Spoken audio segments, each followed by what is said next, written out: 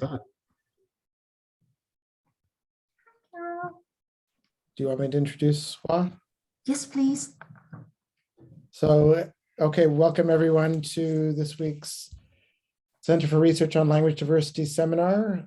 Professor James Walker, current director of the center. And this week, it's wonderful. We have one of our PhD students, Hoa Do, who I think will be finishing, this year. We'll see. Next year. Yes, Let's see how it goes. Getting close. But she's been doing a lot of work on the Vietnamese community in Melbourne. So I'll pass over to Hoa to give her presentation on Vietnamese community schools. Yeah, thank you, James, for the introduction. And thank you, everyone, for joining me in my presentation today. I'll be brief and quick so that you can have more time to get ready for the lunch, the barbecue lunch today at Padura campus. I hope many of you can make it there. So let me start by sharing my screen.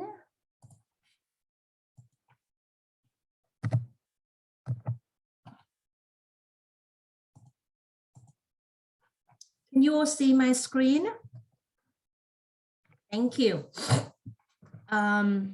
So in my talk today, I'd like to share with you part of my project on Vietnamese community, Vietnamese heritage language maintenance in Australia, where I interviewed community language school teachers, principals, and stakeholders to examine their language ideology and see how their ideology influences their decision-making and their classroom practice.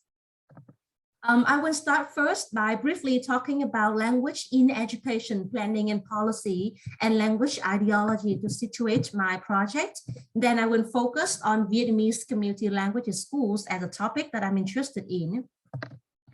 So as you may know, in such a linguistically diverse country as Australia, language planning and policy is essentially about language in education planning and policy, or all language related activity for literacy development, teaching and learning of additional foreign languages, and the maintenance of heritage languages. Studies on language in education planning and policy often take an implementation approach, or one in which the macro level policy, text and documents issued by the government and by policy makers, and then implemented by lower level or micro level schools, organizations, and teachers are analyzed and compared. And the finding of that line of research has often pointed to the tension between macro level policy and micro implementation of those policy, and the role of different actors at different level and their agency in devising and in implementing language policy and planning activities. Now, this line of research has made up the large part of the literature on language planning and policy. And there is another line, a newer line of our approach to language in education planning and policy, which is known as a microcentric approach, as termed by Bodov. And he suggested that when taking a microcentric approach to language in education planning and policy, it is the individual school, individual teacher or organization who take initiative and exercise agency to develop their own language planning and policy that should be the focus. And the language policy and planning that they devise for themselves are not the outcomes of a macro level policy, but more of a response to their own language needs and issues. And in most cases, these language needs and issues are highly specific to a community, to a group, an organization, or to a language being taught and being learned. And because they are highly specific to community and to language, they are often negligible and not taken up or addressed at the macro level. And this prompted them to devise their own language planning and policy. In the subfield of heritage language maintenance, Scarino and her colleagues recently called for a differentiated approach to support community languages maintenance. And it is highly similar to a microcentric approach to language in education, planning, and policy in general. And given the fact that communities are becoming more and more diverse with different group of an emerging group of migrants, it is advisable to consider taking a microcentric examination of different learning style and institution. And with the shift in approach toward language in education, planning, and policy, the ideological and discursive nature of language planning activities is highlighted, so as the role of local stakeholders' ideology. That's why it is relevant to discuss language ideology when we look at language in education planning policy from a microcentric perspective. So language ideology is defined as a set of beliefs that language users state to justify their language use.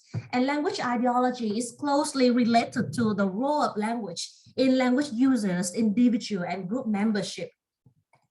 In language in education, planning, and policy, Shohami endorsed a highly similar viewpoint in which language is considered a strong marker of nationhood, loyalty, and conformity, and that language planning and policy at any levels are based on stakeholders' belief about nation, about groups, and about who belongs, who doesn't, and who should not belong, end quote.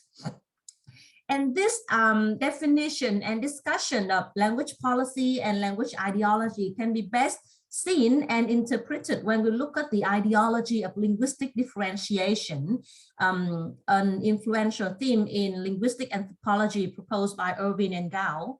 So Irvin and Gao defined linguistic differentiation as an ideological process in which language differences and variety are first noticed and then commented on, justified, criticized, and most importantly, attributed to or mapped onto perceived relevant and significant social groups and events.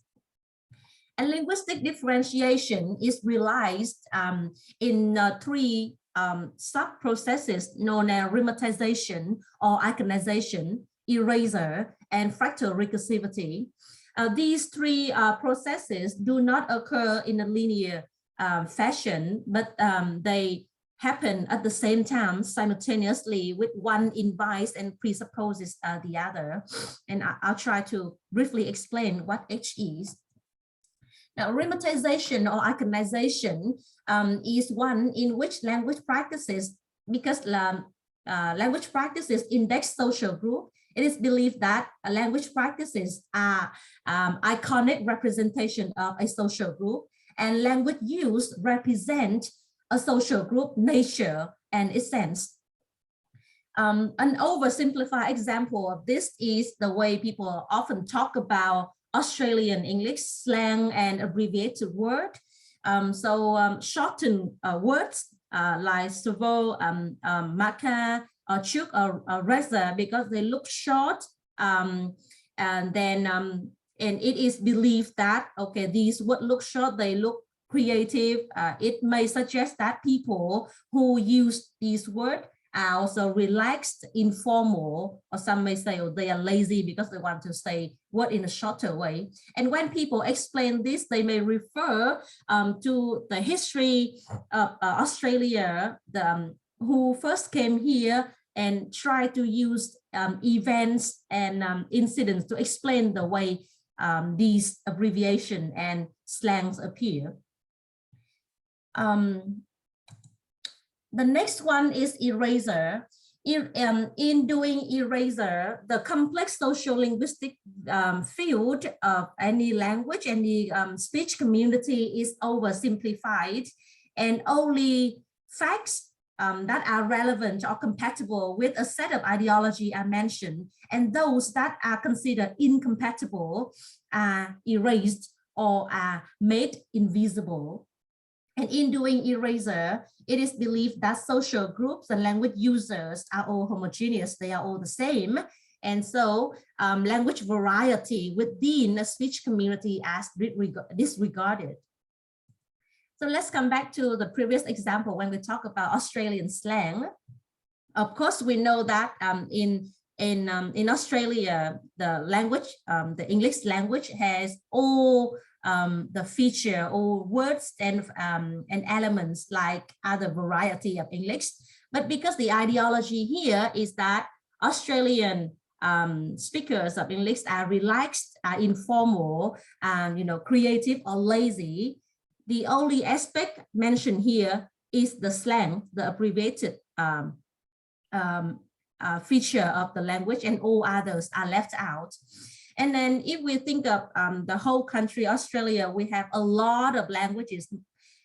More than 300 languages are being spoken in Australia. However, when people take the viewpoint, the ideology that Australian speakers are relaxed, informal, they focus only on the English language and the slang and the abbreviated aspect of it, and they do not mention or they made invisible all other languages and their feature as well.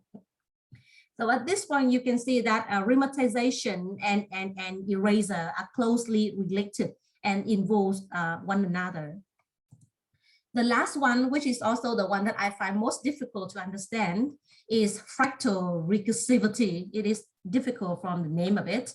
So fractal recursivity is the projection and performance of linguistic differentiation, arcanization, or eraser from one level to another, from one scale to another. Now, I'll try to make it easy by giving this picture of a snowflake and a broccoli. Now, if you look at if you zoom in the snowflake and the broccoli, you can see that they are made up of smaller components with the exactly same patterns. So for example, with the broccoli, if I take out one piece, it is still the broccoli. And if I look at that piece has the same patterns as the original broccoli. So that same pattern reactivates itself in the smaller part, and that pattern is the same as the one that I can see in the original broccoli. And the same thing when you zoom in the snowflake. So again, come back to the example of Australian English. Now, on a global scale, Australian English is compared with British English, with American English, and that is on a global scale. And they can point out how different lexical items denoting the same concept are used in different variety, how Australian use the word bicky for biscuit, for example, and that is on a global scale. And then on another scale, within Australia, for example, people may say that those from the city and those from the countries who tend to use more slang, who tend to use more abbreviated words, who tend to be more formal, more relaxed, more casual than the other. So as you can see, the dichotomization of Australian English versus British and American English on a global scale reactivate, reoccur within Australia a more, let's say, local scale. And the same pattern, the dichotomization between formal or not formal, slang or not slang, abbreviated or not abbreviated words. That is a very brief and I hope easy enough explanation of what these three processes of linguistic differentiation are. And that is the theoretical perspective that I take to look at the language ideology and the maintenance of Vietnamese at a Vietnamese community language school. So now you may ask why Vietnamese community language school. Of course, apart from the fact that I'm Vietnamese and I have a personal interest in learning about how the language is maintained in Australia, there are some other factors making Vietnamese community language school an interesting case to examine how language ideology influence decision-making and classroom practice. Now, first of all, the Vietnamese community in Australia with less than 50 years in the country can be considered a relatively young minority group, but it differs sharply from other minority group in the country in its formation. So the appearance of Vietnamese in Australia was often marked with the Vietnam War and the end of Saigon. But in the past 20 years, besides the significant diasporic segment of war refugee Vietnamese in Australia, there are more and more transnational migrants entering the country. And this has led to diversity within the community, considering different groups and waves of migrants having different affiliation and connection with the home and with the host country. In terms of language, Vietnamese has been in the top 5 languages other than English, most commonly spoken at home in most recent censuses. Interestingly, in one of the most recent research in Australia, in heritage language maintenance in Australia, it was found that Vietnamese was identified as an at-risk community language with a drastic fall of 32% in number of students enrolling at community languages school. And considering the fact that the Vietnamese community is now in their 3rd generation, where language shift is likely to happen, I think it is the right time, and this makes Vietnamese community and community language schools an interesting case to examine what is actually happening and what might affect the teaching and learning of Vietnamese in community languages school and what the future is for this grassroots initiative. And here is some more information about Vietnamese community language school all over Australia. All over the country, there are now less than 40 community languages schools that teach a Vietnamese community languages school, and the number of students enrolling is less than 10,000. The numbers here may not be accurate because I take the number here from Community Languages Australia, which is the umbrella body for all community languages schools in the country. But there are many schools that are not members of this organization. And the numbers on the table with an asterisk, as you can see, are not consistent when I compare Community Languages Australia report with other resources. For example, in New South Wales, on New South Wales Department of Education website, there are 10 Vietnamese community languages schools with more than 20 campuses. However, in Community Languages Australia, most recent report, there were only 4 community languages schools. So please note that this number may not be accurate or consistent with the actual number of school and enrollments out there. Like other ethnic schools or community languages school, Vietnamese community languages school was founded pretty early, as early as 1978, 3 years after the official formation of the community.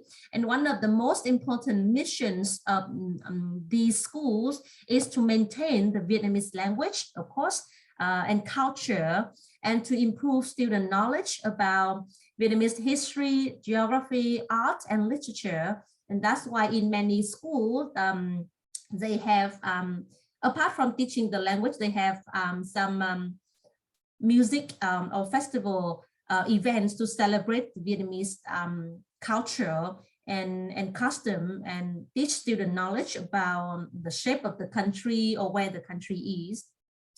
In some school, there is one mission that is mentioned, that is to raise students' awareness of and belief in their origin.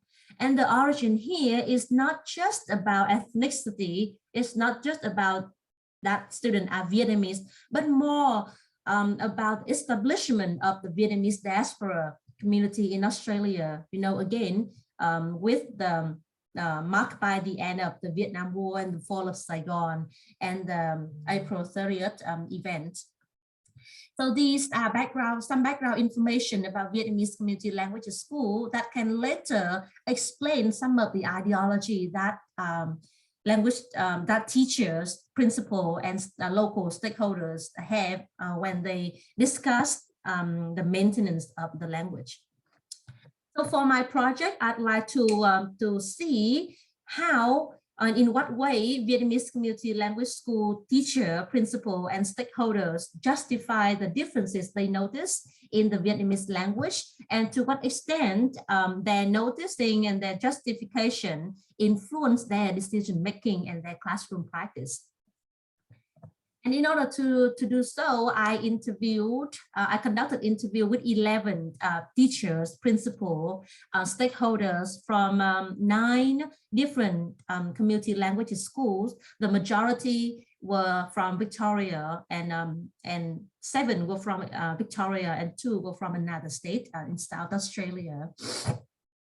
The interviews were conducted either via phone, telephone, or on Zoom last year from May to September, and most of the interviews were in Vietnamese. Only one was in English because the interviewee said that they would like to speak in English. And here is some information about the interviewees, their role, their gender, how long they've been in the country, how they migrated, and the language of the interview, and how long each interview went. All right. So after I conducted the interviews, I transcribed the verbatim, and then I conducted thematic analysis of on the original transcription in Vietnamese or in English. And the excerpt that I'm going to show you in the presentation today is the translated version if it was originally in Vietnamese. So 3 main findings I'd like to share with you today. That first of all, community language school teacher, principal, and local stakeholders were actively involved in linguistic differentiation, and their active involvement in linguistic differentiation directly influenced their policy, their decision making, and classroom practice. More specifically, they were highly selective in developing their classroom material, and they even set standard for the language that should be used at community language school. And when it comes to recruiting or training or professional development for teachers, local stakeholders and those in the leadership role expect new teacher to respect and to follow what is the norm in community language school. So I want to talk more about each of them here. So as I mentioned earlier, teachers were actively involved in noticing and commenting on the differences between overseas Vietnamese, the Vietnamese spoken in the diaspora, and the Vietnamese spoken inside Vietnam, domestic Vietnamese, with overseas Vietnamese being described as obsolete, very old and outdated, and rich in Sino-Vietnamese elements, and domestic Vietnamese being described as way modern and being abused with overused lexical item, and a lot of changes in the meaning of words which are not acceptable. And there are some words that each that speaker of the other, let's say, variety commented on. So for example, overseas Vietnamese, some lexical items in overseas Vietnamese language that were commented on, like lễ mãn khóa, tam cá nghiệp, tam cá nguyệt, tu nghiệp. These 3 are example of overseas Vietnamese words that were described as really rich in Sino-Vietnamese elements, borrowing elements from the Chinese language. Từng, the last one, is one commented on as having the not an old spelling. So for this meaning, the now people spell it like T-A-N-G, with the tone, of course, but it was spelled T-U-N-G, and it is still spelled T-U-N-G in overseas Vietnamese. In domestic Vietnamese, words like hoành tráng, vô tư, and tốc hành commented on, criticized as being overused, that they lost or lost their meaning. And tham quan, for example, is criticized as having an unacceptable change in meaning. So previously, and they believe that tham quan actually means a corrupted government officer. But now it is used as to visit and to sightsee, and they believe that this kind of semantic change is not the right way, is unacceptable.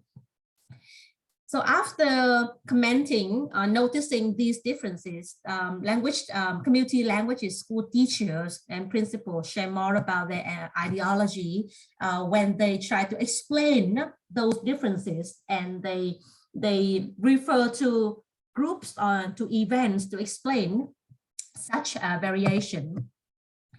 For example, for this interview is here, he referred to the pre-1975 language as the standard, and he said that after a certain time, the influence of the pre-1975 version or language was lost, and so the language spoken inside Vietnam is very bad, and it's so bad that he cannot use those words or such word in his daily communication. So by drawing attention to only one aspect of the Vietnamese language, the pre-1975 variety, he actually oversimplified how diverse the social linguistic field of the Vietnamese language. And at the same time, by saying I can't use the words, he raised those problematic linguistic features from his daily repertoire. Now, of course, eraser here is not always about completely eradicate or remove some items from the repertoire, but it can also mean that the word are avoided, for example.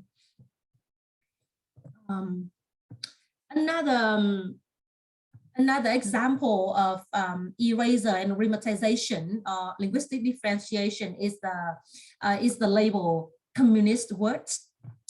Now, when explaining how teachers develop their material, how they search for supplementary handouts or activities, one teacher and principal use the label communist words to refer to all unfamiliar or newly introduced words that were brought to South Vietnam after 1975.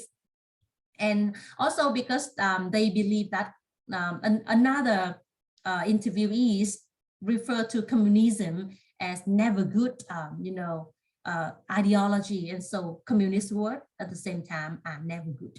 So we can see that here, the teachers equate the language with the inherent nature of their speakers, and that is a textbook example of remotization or iconization.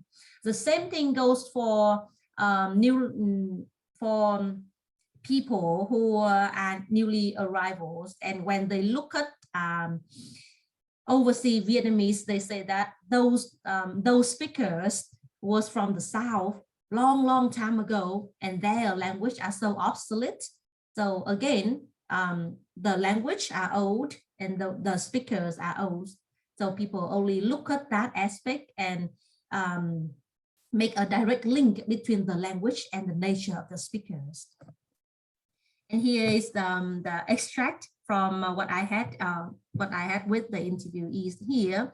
She explained how people who use the label communist words came up with the term, and how they intentionally try to avoid the term to avoid, causing pain or reminding some community members of what they had gone through.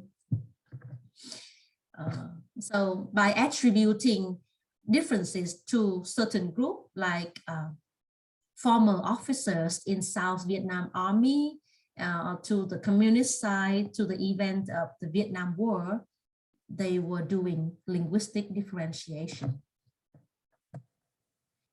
And the use of the label Communist Party can also be explained from as the process of fractal recursivity.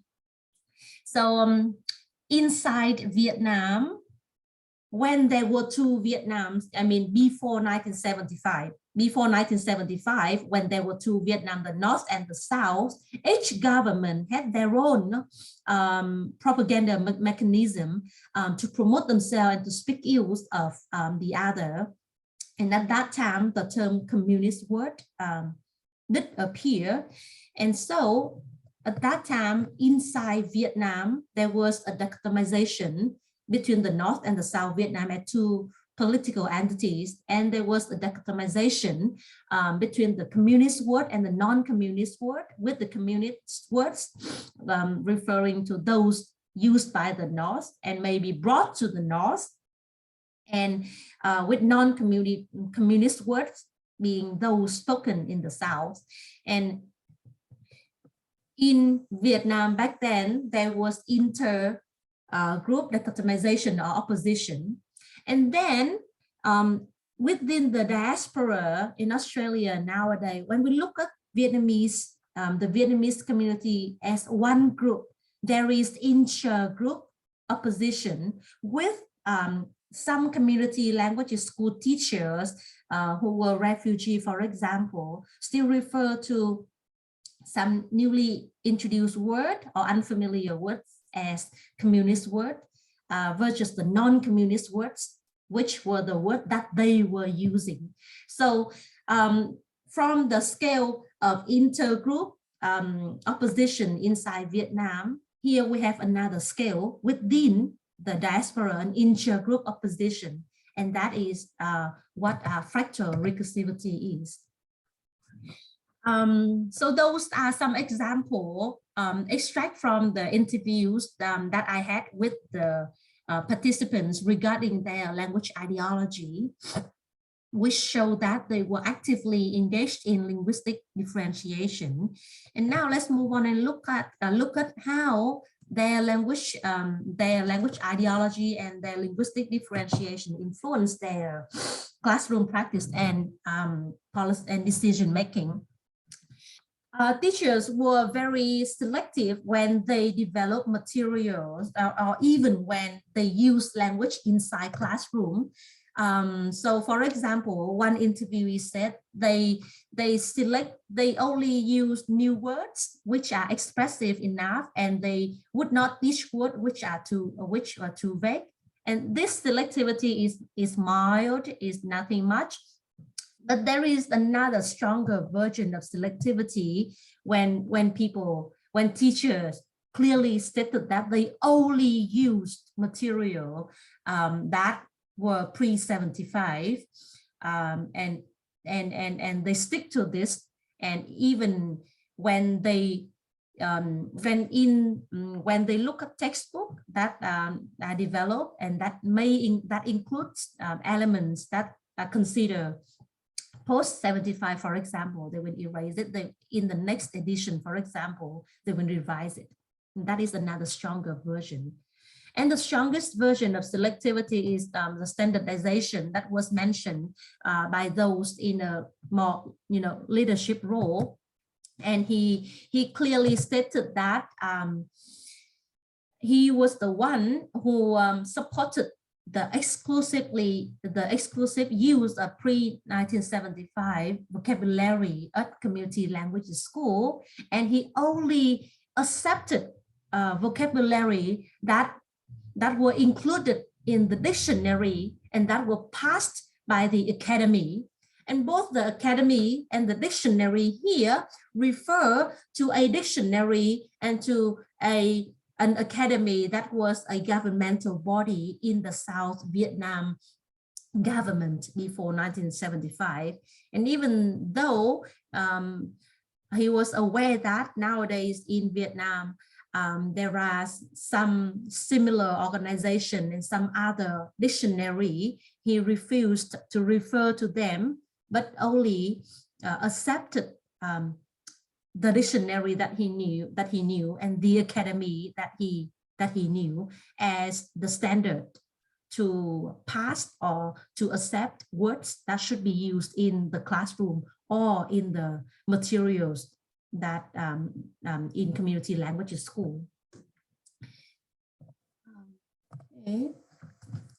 And with the high selectivity and standardization, community languages school teacher and principal were also unaware of, or they showed disinterest in initiatives or in resources for maintaining Vietnamese developed inside Vietnam.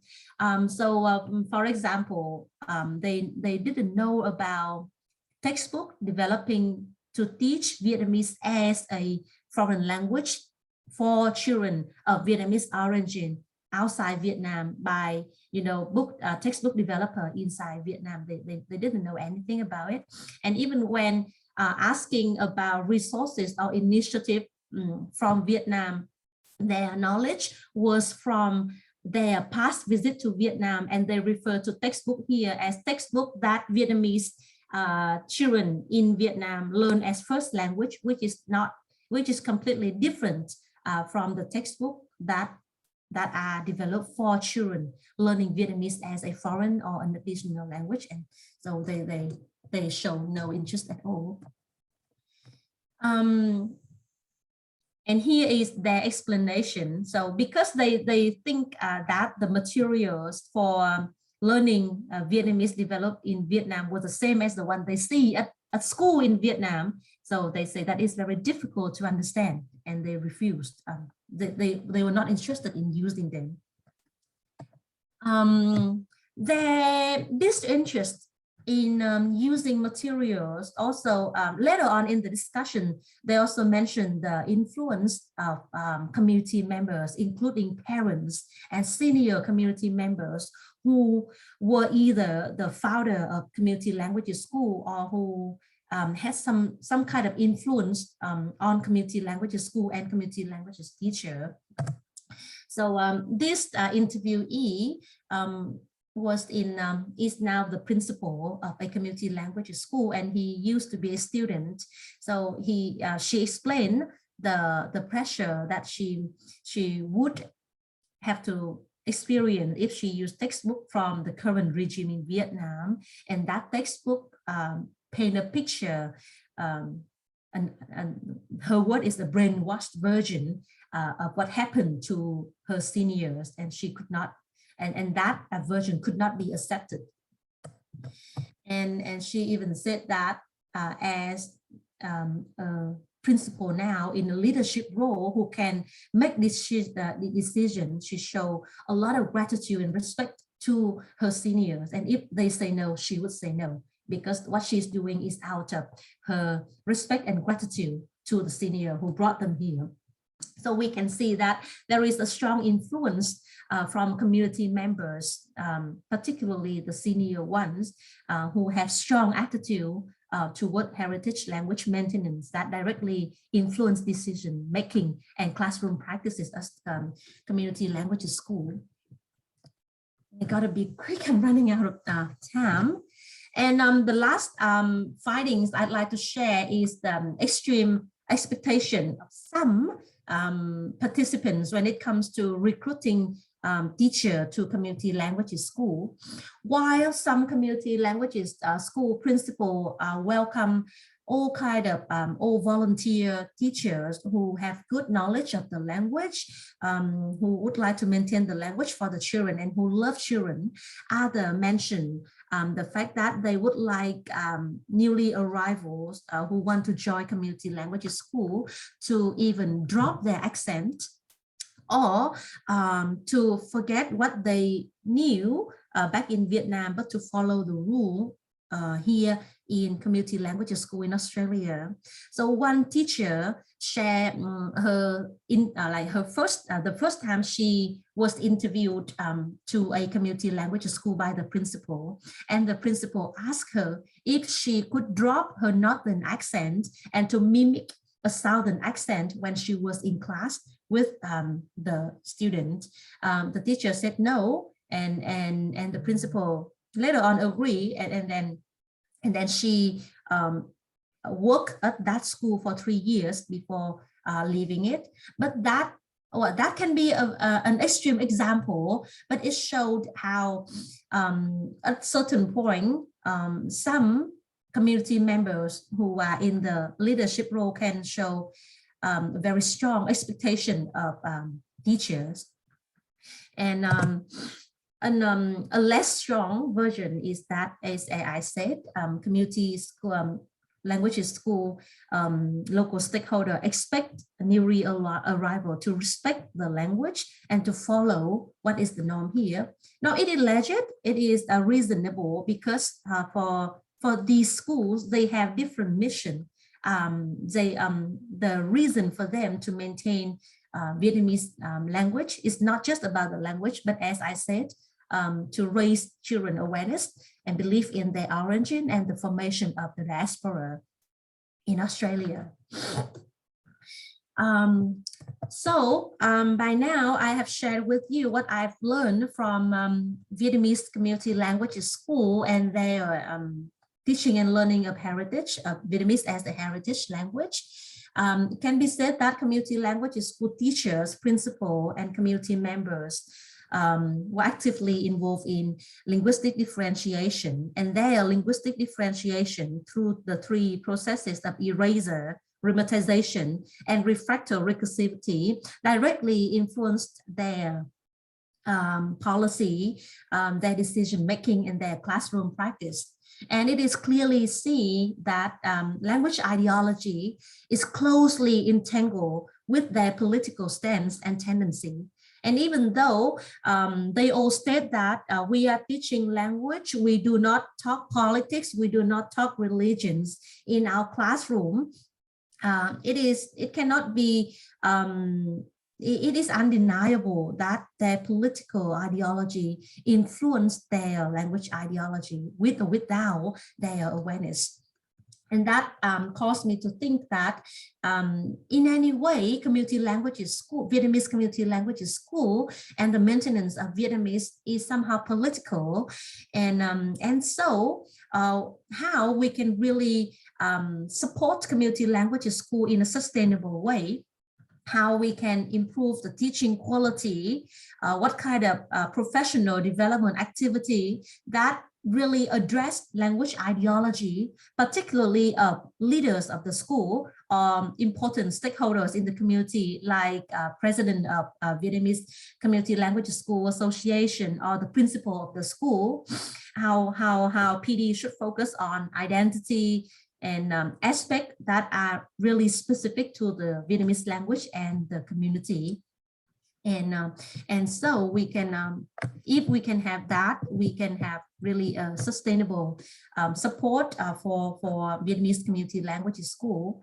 And the last point that that Michael Klein also mentioned when he talked about maintaining heritage language is, apart from the support within from the host country, from the Australian government, there are different sources of support, like the one from the homeland country, from inside Vietnam. But with this attitude, when community language school and teacher and principal show no interest at all at initiative and resources from inside Vietnam, is it a waste, or we should take it as it is, because it is a matter of fact, because of all the political differences, what happened in the past, there will be no future for reconciliation between the current regime and the diaspora in Australia. So those are some points that I think policymakers and researchers and educators should consider when they really want to support community languages in a way that really support them, that really look at their features, their history, that, you know, as an outsider, they may not know. Right. I've been going for so long, and that's finally the end of my presentation. I do hope that you find something interesting, and if you have any questions, I'm happy to answer you. Thank you. Should I stop my screen share? Yeah, maybe stop your screen share. Yeah. And Andrew, maybe we could stop the recording. Okay, I'll do that. Question. Thanks. So we have some time for questions if anyone